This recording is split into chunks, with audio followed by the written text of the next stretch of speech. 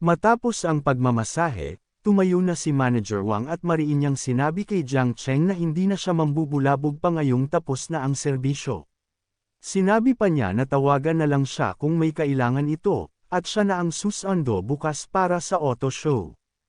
Habang inaayos ang kanyang kasuotan, mariin namang sinabi ni Jiang Cheng na walang serbisyong lampas sa limitasyon at baka masyado niya itong naisip.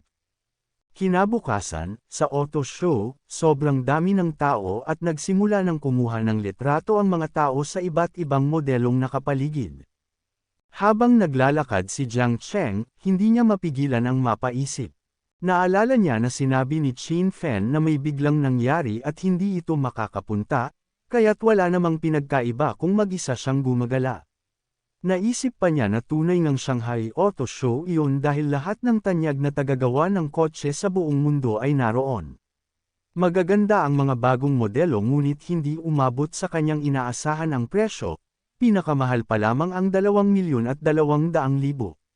Para sa kanya, napakamura at sadyang hindi nakaka-impress. Habang iniisip niya iyon, bigla siyang napatigil nang mapansin ang ilang pamilyar na mukha.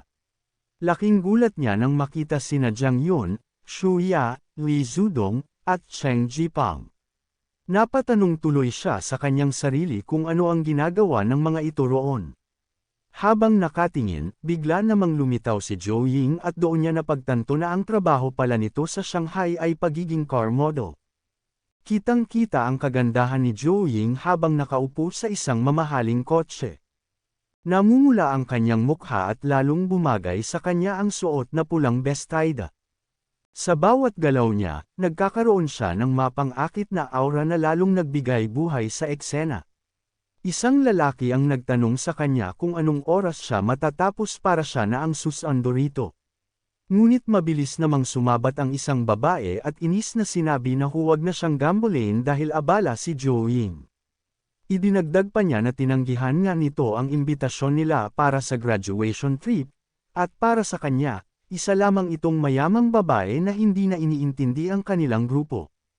Narinig lahat iyon ni Zhou Ying kaya hindi na siya nakasagot. Ngunit dito na agad pumasok si Jiang Cheng, hindi na siya nagdalawang isip. Sumingit siya sa usapan at nakangiting binati ang kanyang mga dating kaklase. Nagbiro pa siya na anong gawit nagkataon na nasa Chengdu siya, at bakit halos lahat ng kanyang kaklase sa high school ay naroon. Nakangiti namang nagtanong ang isang babae kung anong ginagawa niya roon, habang ang lalaking may berdeng buhok ay nagsabi na hindi raw nila narinig na pupunta siya. Nagtaka si Jiang Cheng at seryosong nagtanong kung anong ibig nilang sabihin, dahil sa paraan ng kanilang pagsasalita, parang may inorganisa silang plano nang hindi siya sinabihan. Sa tabi ng lalaking may berdeng buhok, agad naisip ng isa pa na naging alanganin ang sitwasyon dahil sinadya nilang hindi imbitahan si Jiang Cheng sa graduation trip, at ngayoy bigla nila itong nakasalubong. Para maialis ang sitwasyon, tinuro ng lalaking may berdeng buhok ang katabi niyang lalaki at natatawang sinabi na ito raw ang dapat tanungin.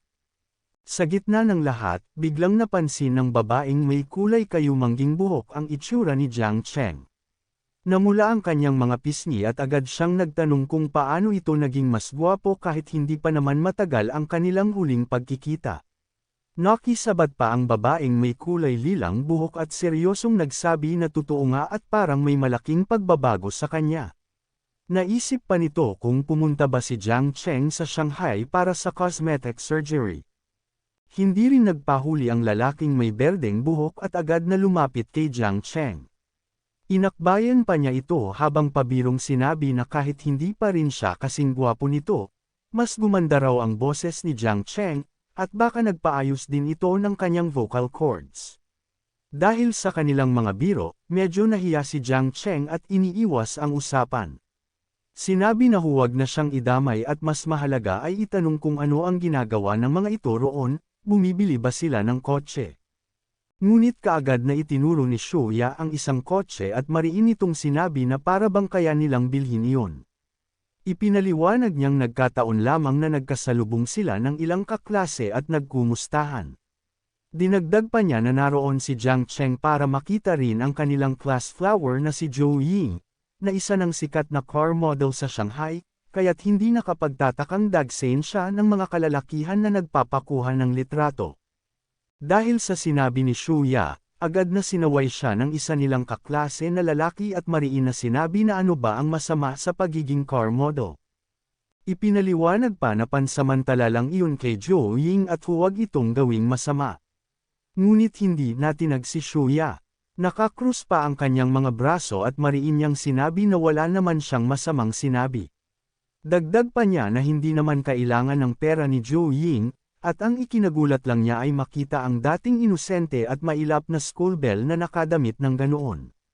Para sa kanya, hindi niya lubos maunawaan kung ano ang habol ni Jo Ying. Sa mismong sandaling iyon, lumabas ang status window ni Shuya. Pangalan, Shuya. Edad, 19. Taas, 163 cm.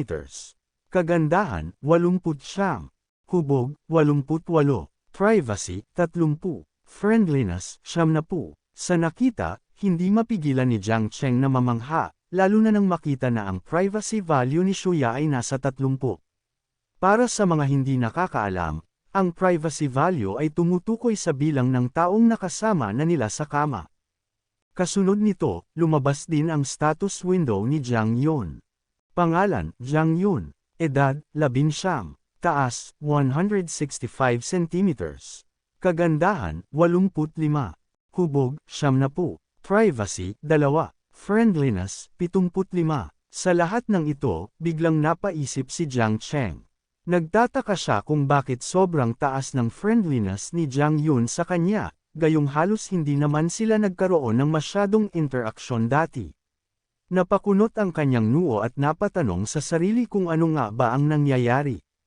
Ang naisip niya, kawawa si Jo na nahuhumaling pa rin sa ganitong klaseng babae.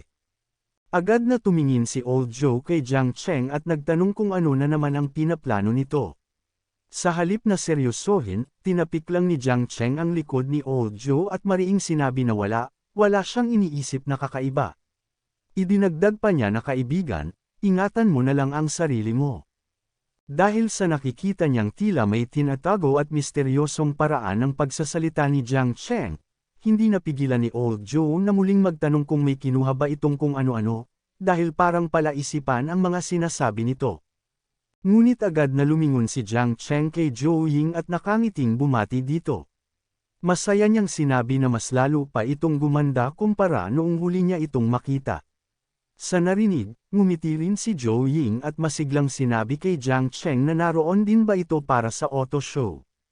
Agad naman niyang sinagot na oo, dumaan lang siya para tumingin-tingin. Kasabay nun, pinagkrus niya ang kanyang mga braso at seryosong sinabi kung ang mga nakapaligid ba sa tinatawag nilang Diyosa ay may plano ring bumili ng kotse. Dahil sa pahayag niyang iyon, seryosong sinagot siya ng isa sa mga lalaki. Sinabi nitong huwag siyang magsalita kung wala naman siyang alam. Ipinunto pa nito na ang kotse sa harap nila ay ang pinakabagong modelo at pinakamahal sa buong lugar. Hindi ito parang simpleng dekuryenteng bisikleta na bibilhin lang ng basta-basta. Dahil doon, napapalakpak si Jiang Cheng at mariing sinabi na ang kanilang class president ay tunay na bihasa, kahit sa kaalaman tungkol sa FAR-ALA. Napangiti naman ang president sa papuri ni Jiang Cheng at agad nitong itinuro ang sarili, saka ipinaliwanag na iyon ang kauna-unahang mid-engine four-wheel drive ng FAR-ALA, puno ng makabagong teknolohiya. Dagdag pa niya, kapag naisama na ang buwis, aabot iyon ng 5 hanggang 8 milyon. Isa raw talaga itong astig na sasakyan. Ngumiti si Jiang Cheng sa dami ng alam ng president, ngunit hindi rin niya napigil ang banatan nito. Sinabi niya habang nakangiti na kung ganoon pala karami ang alam nito, bakit hindi naman ito bumibili. Dahil doon, hindi napigil ang menas ng president dahil tila pinapalabas siya ni Jiang Cheng na isa lang siyang taong magaling lang magsalita tungkol sa mga sasakyan pero wala namang pambili. Sa gitna ng tensyon, agad na sumingit si Jo Ying at mariing humingi ng tawad sa kanyang mga kaklase. Ipinaliwanag niyang nagtatrabaho pa siya kaya hindi siya maaaring sumama sa kanila. Sinabi na lang niya na baka sa ibang pagkakataon na lang sila makapagkwentuhan. Dagdag pa niya, hindi rin maganda na dumami pa ang tao at maingay sa lugar na iyon. Sa narinig, agad na nag-isip ang president. Sa kanyang isipan, pakiramdam niya ay pinapahiya siya ni Jiang Cheng sa harap ni Zhou Ying. Kaya mariin niyang sinabi sa sarili na hindi niya hahayaan na matalo siya. Agad siyang nagkunwaring cool at mariin na sinabi kay Zhou Ying na ang totoo, pumunta siya roon para maghanap ng kotse. Ipinagmalaki pa niyang nakakuha siya ng 625 sa Gaokao, kaya nais siyang regaluhan ng kanyang pamilya ng kotse. Hiniling pa niya kay Zhou Ying na tulungan siyang pumili kung may magandang modelo na babagay. Ngunit mabilis na sagot ni Zhou Ying ay hindi siya ganoon kaalam. Kung nais niya ng impormasyon, maaari siyang dumiretso sa sales representative.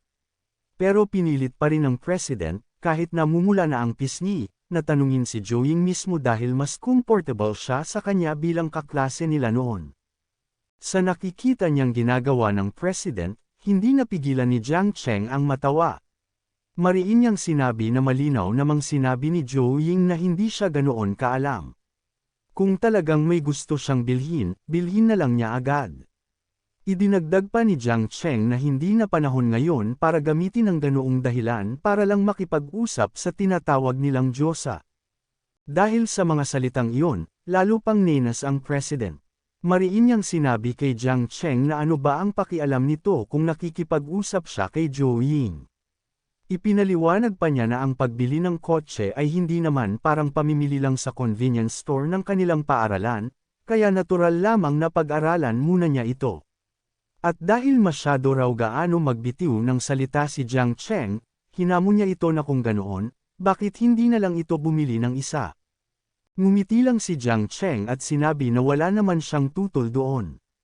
Tinignan niya si Zhou Ying at pabirong tinanong kung sakaling bilhin niya ang kotse, kasama na ba ang modelong katabi nito. Dahil dito, hindi napigilan ni Zhou Ying ang matawa at sinabi na hindi niya akalaing ganoon siya kakwela. Ngunit mariin na idiniin ni Jiang Cheng na seryoso siya sa kanyang sinabi, na bibilhin talaga niya ang sasakyan. Hindi naman naniwala ang president at galit na itinuro si Jiang Cheng habang mariing sinabi na kung magyayabang siya, gawin na lang niya ito sa ibang lugar dahil abala si Zhou Ying sa kanyang trabaho. Sa gitna ng kanilang pag-uusap, napansin sila ng manager mula sa hindi kalayuan. Agad itong lumapit kay Zhou Ying at seryosong sinabi na bakit pa ito nakikipagkwentuhan sa oras ng trabaho. Ipinunto pa ng manager na binabayaran siya ng 2,000 kada araw, at hindi yun para lang tumayo at makipag-usap. Doon lang nila napagtanto na kanina pa pala nanunood ang manager sa kanila. Dahil dito, agad na yumuko si Zhou Ying at mahinang humingi ng tawad. Sinabi niya na magiging mas maingat na siya sa susunod.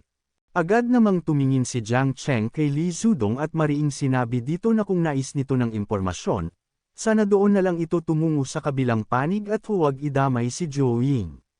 Dahil sa kanya, napag-alitan pa ito ng manager. Nagulat si Li Zudong sa sinabi ni Jiang Cheng at mariin niyang sinagot na sinasadya ba nitong tirahin siya. Mula kanina pa raw ay nakatingin din ito, kaya bakit siya ang pinupuntirya? Tinapangan pa niya ang loob at agad lumapit kina Zhou Ying at sa manager. Doon niya sinabi na ang presyo ng kotse ay ayos lamang, ngunit dahil nakatayo si Zhou Ying sa tabi nito, nagiging espesyal ang kombinasyon ng kagandahan at mamahaling sasakyan. Dagdag pa niya, nais niyang itanong kung sakali bang bilhin niya ang kotse, kasama na rin ba ang modelo. Sa narinig, agad na napansin ng manager ang mamahaling relo na suot ni Jiang Cheng. Mula roon ay napagtanto niyang hindi basta-basta ang taong kaharap niya. Kaya agad niyang sinabi kay Jiang Cheng na kung tunay nga itong bibili ng kotse, tiyak na isasama nila ang modelo. Hindi napigilan ni Jiang Cheng ang mapangiti at agad niyang inilabas ang kanyang card. Mariin niyang sinabi sa manager na maganda, dahil sa sinabi nito, ngayon ay i-swipe na ang card. Full payment. Sa narinig, halos mabitawan ni Jiang Yun ang kanyang hininga sa pagkabigla. Hindi siya makapaniwala na bibilhin talaga ni Jiang Cheng ang ganoong kamahal na sasakyan.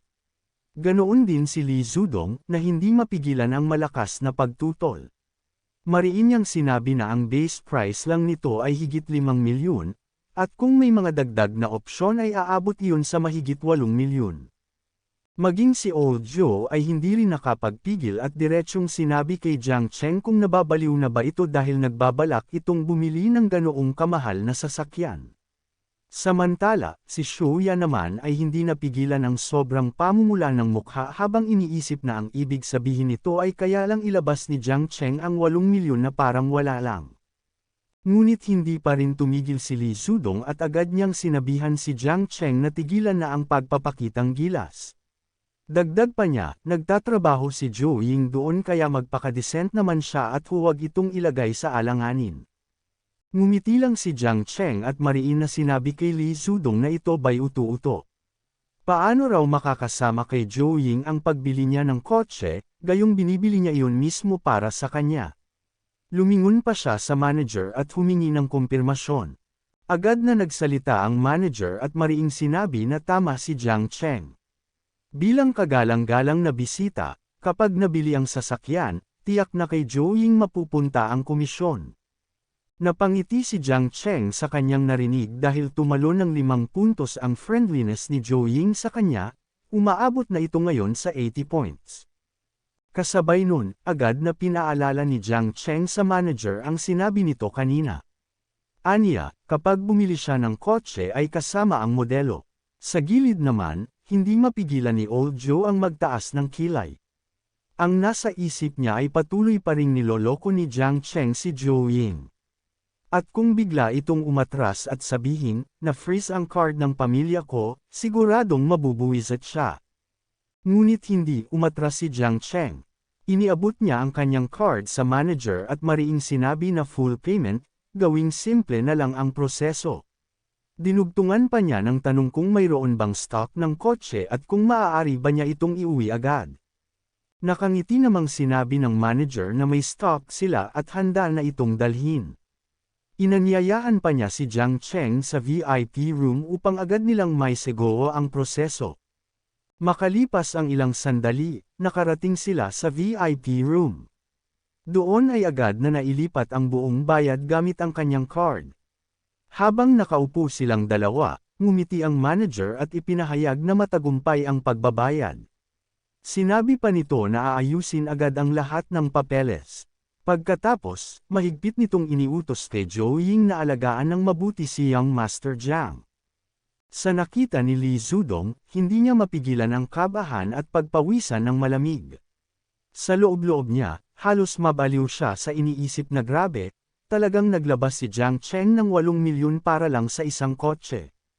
Pakiramdam niya, pinaglaruan niya lamang ang sarili at tuluyang napahiya nang wala sa oras.